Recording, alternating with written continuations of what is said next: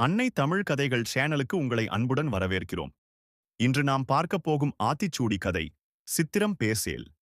பொய்யான வார்த்தைகளை மெய்போல் பேசாதே. இதனை உணர்த்தும் ஒரு சிந்தனை தூண்டும் கதையை இப்போது கேட்போமா? அனைவருக்கும் வணக்கம். நான் உங்கள் கதை சொல்லும் நாயகன் ஜீவா முகேஷ்.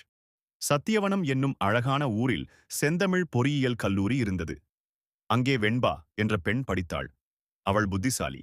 ஆனால் எப்போதும் மற்றவர்களிடம் தன்னை பெரிதாக காட்ட உண்மையை மறைத்து சித்திரம் போல பொய்யை மெய் போல பேசும் பழக்கம் கொண்டிருந்தாள். அவளின் செயல் கல்லூரியில் குழப்பத்தை ஏற்படுத்தியது.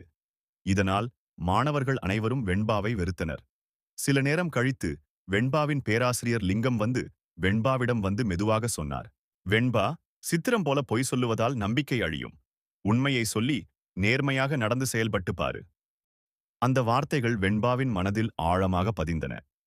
அன்று முதல் வெண்பா உண்மையை சொல்லும் பழக்கத்தை ஆரம்பித்து நண்பர்களுக்கும் கல்லூரி சமூகத்திற்கும் நல்ல உத்வேகத்தை அளித்தாள். இந்த கதை நமக்கு சொல்லும் பாடம்: பொய் சொல்லி அதை உண்மை போல காட்டுவது நம்மை உயர்வில் நிலைநாட்டாது. நேர்மை, உண்மை செயல்கள் நம்பிக்கையையும் மதிப்பையும் தரும். நல்ல நட்பும் நேர்மையான செயல்களும் வாழ்க்கையின் அடித்தளம்.